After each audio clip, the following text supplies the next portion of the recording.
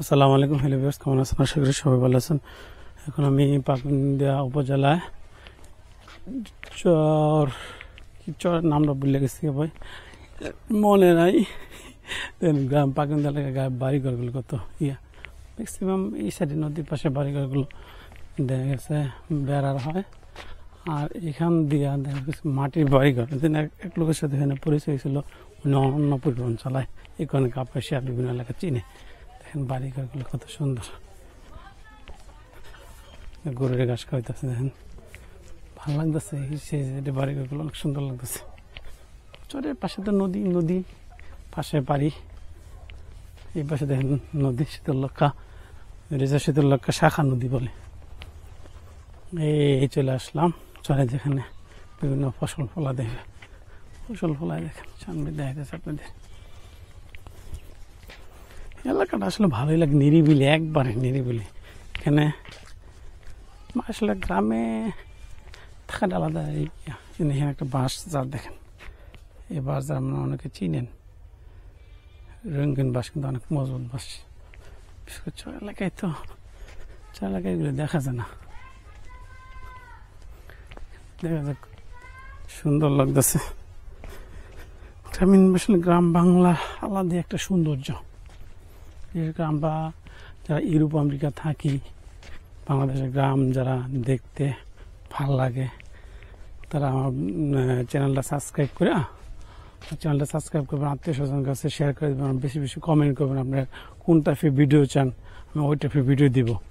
যেন এখানে দেখেন গ্রামের এই রাস্তা এখনো পাকা হয় না, একবারে মাটির রাস্তা। দেখেন এটা তো একবারে মেঠো পথ। এই যে দেখেন, এটা চর এলাকায় দেখা যায় এই গাছটা, ভেড়া গাছ বলে। এটা কি বেড়া গাছ কেন? এটা বিশেষ করে চর এলাকায় দেখা যায় এই গাছটা বেড়া গাছ বলে।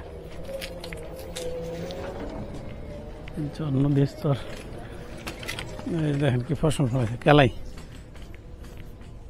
এটাই কিন্তু শীতলক্ষা শাখা নদী।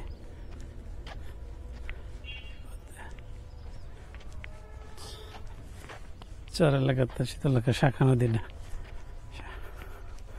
আজান দিয়ে লাইছে, এমনি হাইটে আজান দিয়ে দিছে। শাখা নদীটা দূর থেকে দেখা যায়, এমন সম্ভবত এখানে বর্ষাকালে বলে পানি জমে, শুনলাম যে পানি জমে এখানে বর্ষাকালে। ব্রিজটা আসলে সুযোগ করে দিয়েছে, ব্রিজটা দুইটা উপজেলাকে একসাথে করে যোগাযোগের একটা সুন্দর একটা করে দিয়েছে। এখানে সামনে যাই দেখি, সুন্দরই লাগতেছে। আমার ব্লগগুলো কেমন লাগে আপনারা জানাইবেন, কমেন্টস করবেন। আর যে আমার যে ইয়েগুলি ভালো লাগে, ভিডিওগুলি ব্লগগুলি যে ভালো লাগে, তাহলে সাবস্ক্রাইব করে পাড়া প্রতিবেশী আত্মীয় স্বজনকে শেয়ার করে দেবেন। আপনাদের শেয়ার, আপনাদের উৎসাহে আমি আরো ভালো ভালো কন্টেন্ট বানাতে পারবো। এখানকার তাল গাছ একটা জিনিস দেখা যায়, এই জিনিসটার জন্য তাল গাছ সারি সারি কত তাল গাছ এখানে। এই জিনিসটা কিন্তু এখন গ্রামে ম্যাক্সিমাম তাল গাছ কাইটা ফেলছে, রাস্তার পাশে তাল গাছ এখানে খুব কমই দেখা যায়। তাল গাছ আর তাল গাছ দেখেন,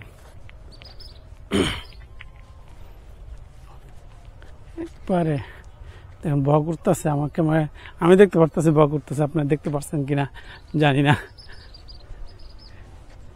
এখানে পানি ছিল যদি না, এই প্রত্যেকটা এলাকা বলে এখন এই চরটা সব বুনবে, এখন ভুট্টা বুনবে, সব ভুট্টা বুনবে এখন।